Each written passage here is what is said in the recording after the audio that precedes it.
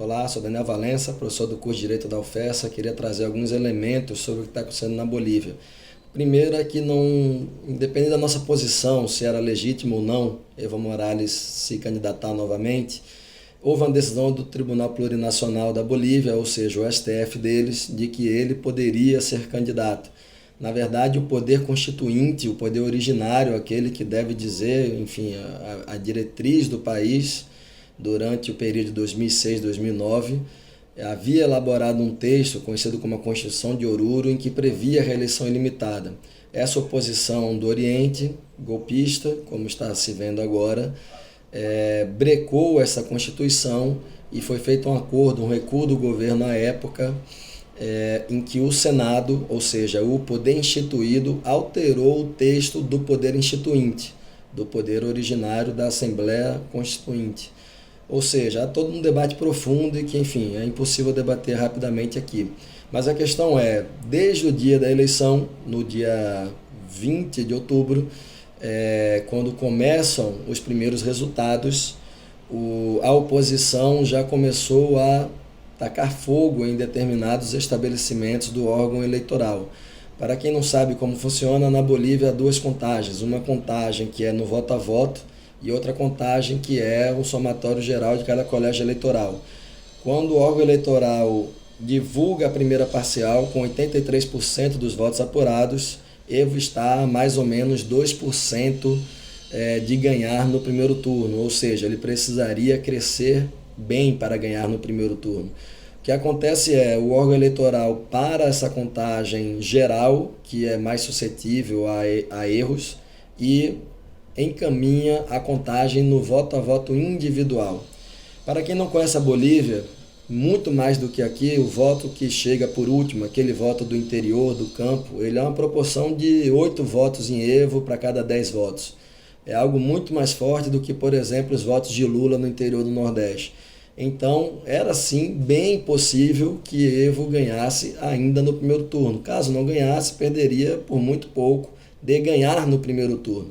Bom, o que acontece? O órgão eleitoral volta à contagem, essa contagem vai se dar ao longo da primeira semana e vai confirmar a vitória de Evo. Enquanto isso, a oposição cada vez mais produz atos violentos, fascistas, racistas e de boicote econômico, de paralisação do país. Para se ter uma ideia, todo mundo acompanhou, a prefeita de Vinto, ela foi arrancada de dentro da prefeitura, foi torturada, foi pintada, cortaram seus cabelos, a ajoelharam e ela perante as câmeras disse que preferia morrer do que abdicar dos seus princípios e de defender esse processo inaugurado em 2006 com a eleição do Evo Morales e do Lineira. Mas não só elas, organizações indígenas, camponesas, do partido do Evo, várias delas foram depredadas e queimadas por atos dessa direita que se armou nesse período.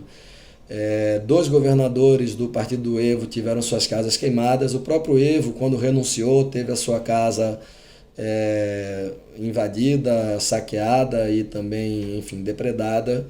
A irmã do Evo teve a casa queimada. O que acontece é, a polícia e as forças armadas permitiram que se instaurasse o caos. Esse caos ele vem, claro, a partir dos grandes grupos empresariais, latifundiários e vinculados aos interesses norte-americanos.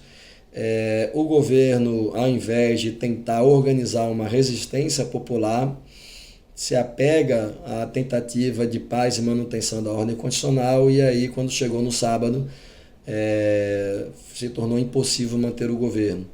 A OEA, que desde o início tentou desestabilizar todos os governos progressistas da região e de esquerda, que nunca se manifestou sobre os crimes de Bolsonaro, enfim, o que acontece na Colômbia, etc., ela atua para desestabilizar. O governo aceita uma auditoria da eleição com a recontagem dos votos, com a participação da OEA, e no sábado a OEA vai dizer que, bom, não é possível dizer que Evo ganhou no primeiro turno, pois determinadas atas estavam com problemas.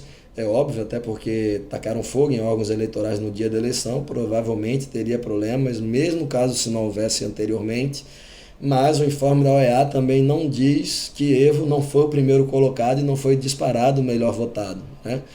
Acontece que nesse período a oposição já tinha abdicado há muito de qualquer debate sobre fraude eleitoral e tinha realmente partido para o seu plano inicial, que era o golpe de Estado, e implementou esse golpe de Estado colocando as Forças Armadas para exigir a renúncia do presidente.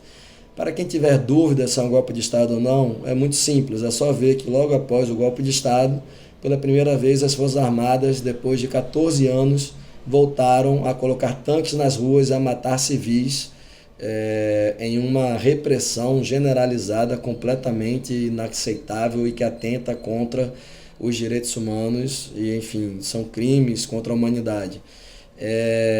A presidenta do órgão eleitoral foi presa. Se abordou, o líder da oposição disse que havia uma ordem de prisão de Evo, eles viram que era demais e recuaram depois, mas com certeza iriam tentar prendê-lo e matá-lo. Mas outras lideranças do MAS foram presas, foram escorraçadas, enfim. E também um fato que para nós é simbólico e resume tudo, a Huipala, que é o símbolo, junto com a bandeira boliviana, do Estado Plurinacional da Bolívia, está previsto na Ordem Constitucional de 2009 e é, antes de mais nada, o símbolo de todos os povos originários indígenas do mundo. Ela foi arrancada das fardas militares, ela foi arrancada do aeroporto de Viru-Viru, ela foi queimada em praça pública, e aí não tem como ter dúvida, foi um golpe em que os americanos querem o petróleo, o gás boliviano, mas também querem a privatização de inúmeras empresas públicas criadas por este governo Evo. Foi um golpe em que empresários cívicos, latifundiários do Oriente principalmente, articularam e planejaram junto aos americanos. Foi um golpe racista, abertamente contra os povos e nações indígenas originários, e também foi um golpe religioso. Pela primeira vez se dá um golpe de Estado militar e um líder da oposição, Camacho, que nem candidato foi, ingressa no Palácio de Governo e tira uma foto ajoelhada perante a Bíblia dentro do palácio. Então, ante a tudo isso, é impossível não ser solidário à resistência que já começou desde ontem na Bolívia. Mais de 5 aimarás desceram de El Alto ontem e retomaram o centro de La Paz. Cochabamba, a zona sul, zona mais popular, foi retomada pelos povos camponeses, indígenas originários.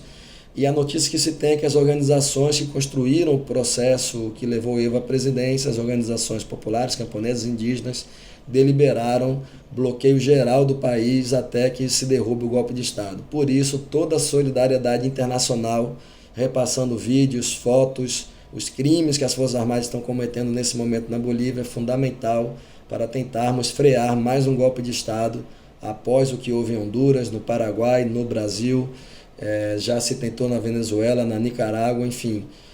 Fica aí uma reflexão para a esquerda no século XXI, se é possível no nosso continente latino-americano os trabalhadores viverem com bem-estar social e com democracia, com elites e com esse imperialismo tão antidemocráticos e tão escravagistas como permanecem a ser até hoje. Obrigado.